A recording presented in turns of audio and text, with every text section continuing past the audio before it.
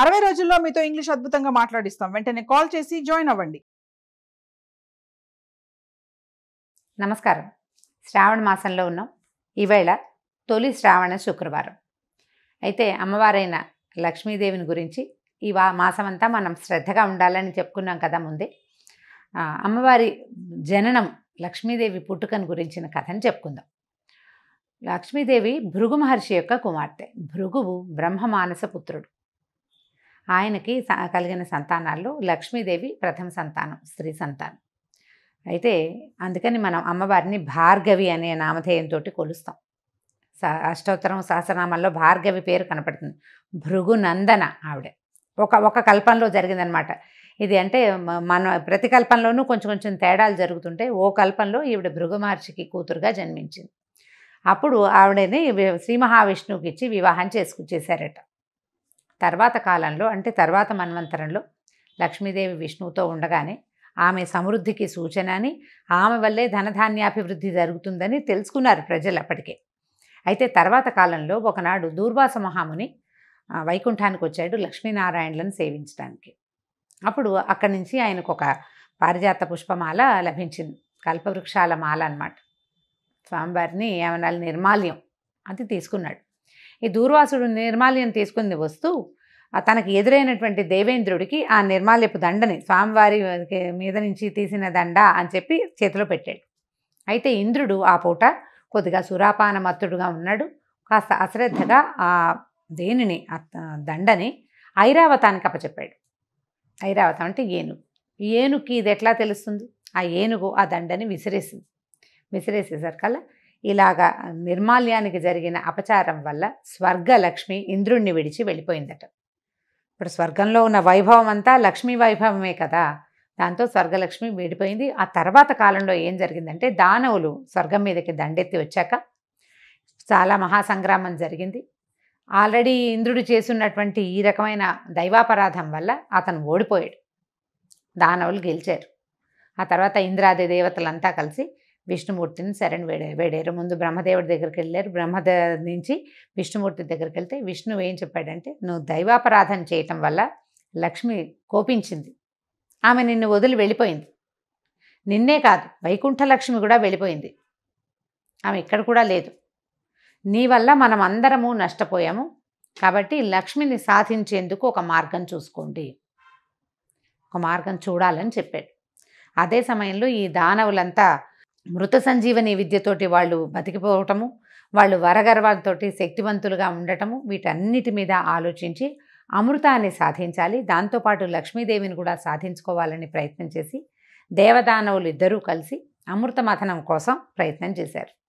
బ్రహ్మదేవుడు వీళ్ళకి లక్ష్మీదేవి కూడా అవసరమైనప్పటికీ అమృతం కోసం మీరు కూడా సాయపడండి అని దానవుల్ని కూడా వీళ్ళతోటి కలిపారు. దేవతలు దానవులు కలిసి క్షీరసాగర మథనం చేశారు. ఈ పాల కడలిని చిలకటము. ఇప్పుడు ఇది నిజంగా జరిగిందా ఇలాంటివి అని ప్రశ్నిస్తే లాభం లేదండి. ఏదో ఒకటి జరిగింది.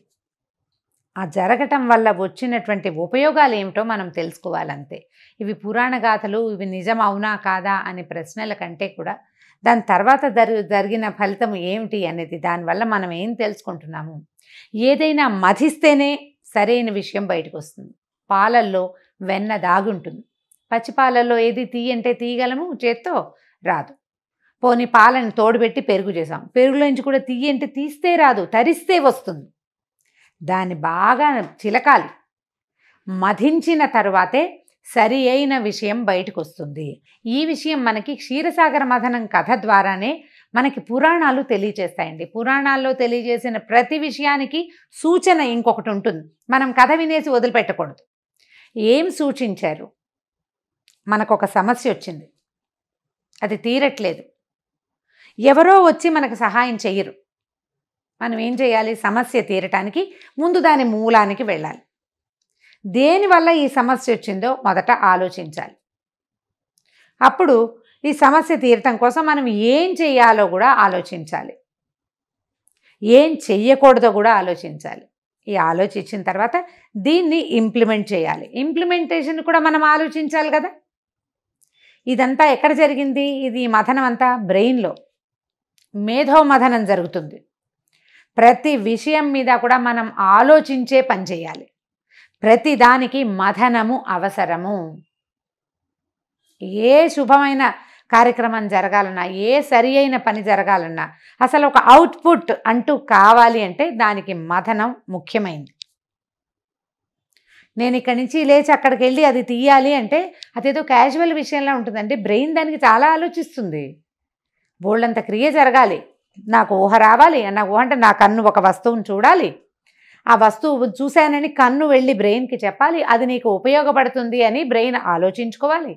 అప్పుడు బ్రెయిన్ కళ్ళకి చేతులకి కూడా చెప్పి, దాంతోపాటు కాళ్ళకి చెప్పి, ఓ కాలు నువ్వు నడిచెళ్ళు, ఓ చెయ్యి నువ్వు దాన్ని పట్టుకో, ఓ కన్ను నువ్వు దాన్నే చూడు అని వీళ్ళ ముగ్గురికి చెప్పాలి.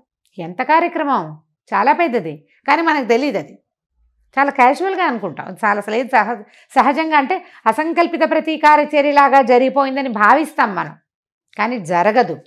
చాలా కావాలి. ఈ నాలుగిట్లో ఏది బ్రెయిను, కన్ను, చెయ్యి, కాలులో దేనికి ఏ నాలుగిట్లలో ఏదైనా ఒక సింక్రనైజేషన్ తప్పింది అనుకోండి, పని అవదే. ఇక్కడి నుంచి వెళ్ళి పక్కనున్న మంచినీళ్ళ బాటిల్ కూడా తీసుకోలేం మనం. ఈ 4 ఒకే లైన్లో పనిచేయాలి. ఈ ముందున్న బయటున్న బాహ్యేంద్రియాల కన్ను, చెయ్యి, కాలుని పనిచేయించాలంటే బ్రెయిన్లో ఒక మథనం జరగాలి. ఒక చిన్నది కవ్వం పెట్టి చిలకాలి. అది ఆ చిలుకుడు వల్లే పనులు అవుతాయి. అన్నం వండాలి, ఎంత ఉంది, బృహత్తర కార్యక్రమం కాదు. అది చాలా సింపుల్గా చేస్తాం మనం. ఆ బృహత్తర కార్యక్రమానికి మనం లోపల మేధోమథనం జరుగుతుంది. మథనం జరగటం వల్లే మంచి విషయాలు బయటకు వస్తాయి. కొన్ని ఏదైనా ఒక విషయం మంచిగా, చెడు కూడా వస్తుంది దాంతోపాటు. బాగా ఆలోచించి ప్లాన్ చేసి పక్కవాడిని మోసం చేస్తారు. ఆలోచించి ప్లాన్ చేస్తేనే ఏటీఎం కొల్లగొట్టగలుగుతారు. ఆలోచించాలి కదా. అలాంటి మథనమే ఇప్పుడు జరిగింది. క్షీరసాగర మథనం. ఈ క్షీరసాగరం ఏమిటి, తెల్లగా పాల నురుగ్గా ఉంటుంది. అసలు అలాంటిది ఎక్కడ ఉంటుందో, పాల సముద్రం అండి. విచిత్రంగా మనం చూస్తామా? చూడం. మనం చూడని ఒక ఇది మన బ్రెయినే. అది మన బ్రెయిన్ అంతే. అయితే ఈ క్షీరసాగరాన్ని మథనం చేయటానికి అది చాలా పెద్దది కాబట్టి మందర పర్వతాన్ని తెచ్చారు. ఈ మందర పర్వతం చాలా చుట్టుకొలత పెద్దది కాబట్టి మందర పర్వతం చుట్టూతా 3 చుట్లైనా తిరగడానికి వీలుగా ఉన్నటువంటి వాసుకి అనే ఒక మహాసర్పాన్ని తమ చేతిలోకి తీసుకున్నారు. ఈ సర్పాన్ని ఇద్దరు ఒకళ్లే పట్టుకుని చిలకలేరు కాబట్టి ఓవైపు దేవతలు, ఓవైపు దానవులు పట్టుకుని సముద్ర మథనం చేశారు. ఎన్ని రకాలో వస్తువులు వచ్చినాయి. దాంతో మహాభయంకరమైన హాలాహలం వచ్చింది. మనం ఆలోచించి చెడుని చేస్తూ ఉంటాం అప్పుడప్పుడు. ఆ చెడుని గనక తొలగదీస్తే, దాన్ని మింగేస్తే తర్వాత మంచి వస్తుంది. ఇది చేయకూడనిది అనే జ్ఞానం కలిగి ఉంటేనే తర్వాత జరుగుతుంది మంచి. మనకి పరమేశ్వరుడు వచ్చి ఆ హాలాహలాన్ని అమ్మవారి అనుమతి తీసుకుని నేను హాలాహలం మింగుతాను అని ఆమెకు చెప్పి ఆ హాలాహలాన్ని తీసుకున్నాడు లోపలికి. తీసుకొని మింగకుండా కంఠంలో ఆపు పెట్టుకున్నాడు. ఎలాంటి చెడు ఆలోచన అయినా దాన్ని దిగనివ్వకూడదు, కంఠంలోనే ఉంచుకోవాలని ఇలాంటి కథలు చెప్తాయి మనకి. ఆలోచన వచ్చింది బ్రెయిన్లో, అది కిందకి వెళ్ళనివ్వకూడదు, ఇంప్లిమెంటేషన్లోకి వెళ్ళనివ్వకూడదు, ఎక్కడో చోట దాన్ని ఆపి పెట్టుకోవాలి. ఈ హాలాహలాన్ని ఆపిన తర్వాత అమ్మవారు వెలికొచ్చింది. లక్ష్మీదేవి సహస్ర కమలం మీద కూర్చుని చక్కగా పరమాద్భుత సౌందర్యంతో బయటికి వచ్చింది. ఆమెతో పాటు చంద్రుడు, తర్వాత నవరత్నాలు, కామధేనువు, కల్పవృక్షము, ఉచ్చైశ్రవము, నవనిధులు, అన్ని మణులు, నవరత్నాలు అన్నీ కూడా ఈ సముద్రంలో నుంచే వచ్చినాయి. ప్రపంచమంతా సముద్రంలోనే ఉంది. మొత్తం బయటికి వచ్చిన తర్వాత అమ్మవారు మళ్ళీ భగవంతుడైనటువంటి విష్ణుమూర్తిని వరించింది. ఆమె సౌందర్యము, ఆమె కళకి అసలు మైమర్చిపోయారట. కానీ ఆమెను స్వీకరించాలనుకోలే ఎవరు. దైవీ కళ యొక్క గొప్పతనం అది. ఆ లక్ష్మీ కళ తాలూకు గొప్పతనం. మిగిలిన వాళ్ళు ఎవరు ఈమె మాకు కావాలి అని అడగలేదు. ఆమె స్వయంగా వెళ్ళి శ్రీమన్నారాయణ్ణి ఆయన దండ వేసి ఆయన మెడలో ఆయన వక్షస్థలంలోకి చేరిపోయింది. వివాహం అప్పుడు భృగు మహర్షి కూతురుగా ఉన్నప్పుడు ఆవిడ విష్ణువుని అడిగిందట, నేను నీతో పాటు ఎక్కడుండాలి అంటే నా హృదయంలో ఉండమన్నట్టు. భార్యని హృదయంలో ఉంచుకోవాలి, ఆమె మీ మనసుగా ఉండాలి అని భగవంతుడి కథే మనకు తెలియజేస్తుంది. లేదా హృదయంలో ఉంచుకోలేవు. అర్ధనారీశ్వర స్వరూపం నీలో సగం అయిపోవాలి భార్య. లేదా నీ నాలుక యందు ఉండాలి, నీ మొత్తం ఆలోచన, నీ మాట అంతా నీ భార్యగా ఉండాలి. అలాంటి వాళ్ళు ప్రఖ్యాతులవుతారు. అలాంటి వాళ్ళు హాయిగా ఉంటారు. వాళ్ళ జీవితం సుఖంగా ఉంటుంది. అది చెప్పడానికే పురాణాల్లో ఇలాంటి విషయాలు చెప్తారండి మనకి. ఈ అమ్మవారు లక్ష్మీదేవి విష్ణుమూర్తిని వరించిన తర్వాత ఇంద్రుడు ఆమె కోసం మళ్ళీ తపస్సు చేశాడు. తపస్సు చేస్తే అప్పుడు ఆమె అతనికి స్వర్గలక్ష్మిగా ఉండడానికి ఒప్పుకుంది. స్వర్గంలో ఒక లక్ష్మీ అంశ ప్రవేశించింది.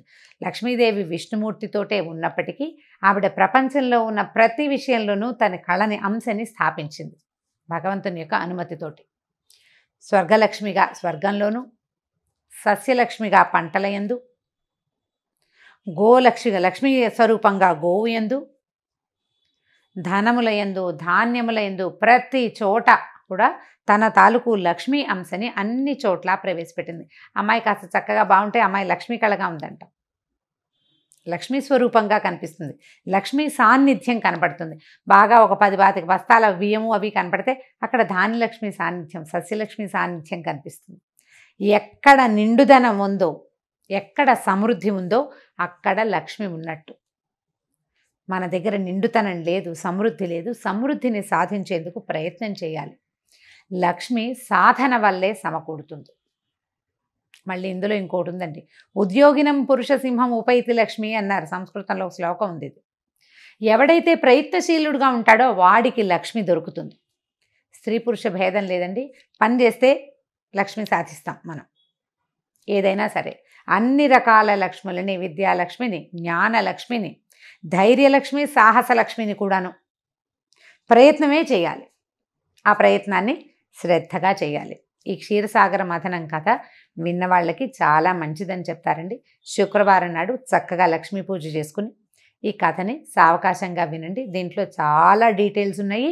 ఇంకా చాలా డీటెయిల్స్ నేను వదిలిపెట్టాను. మనకి పెద్దగా సమయం లేదు, తెలిసిన కథే కదా అని బ్రీఫ్గా చెప్పాను. కానీ దీని మీద చక్కగా పిల్లలకి చెప్పండి. మీరు ఒకసారి తలుచుకోండి. మంచి పుస్తకం ఏదైనా ఉంటే ఆ పుస్తకం తీసుకుని చదువుకోండి. మనం ఇది శ్రద్ధగా ఉండవలసిన నెల అనేది జ్ఞాపకం పెట్టుకోండి. లక్ష్మీ పూజ చేసుకుని ఎవరైనా ఒక ముత్తైదుకి ఒక తాంబూలం కనుక ఇస్తే చాలా మంచిది, శుభం జరుగుతుంది. నమస్కారం.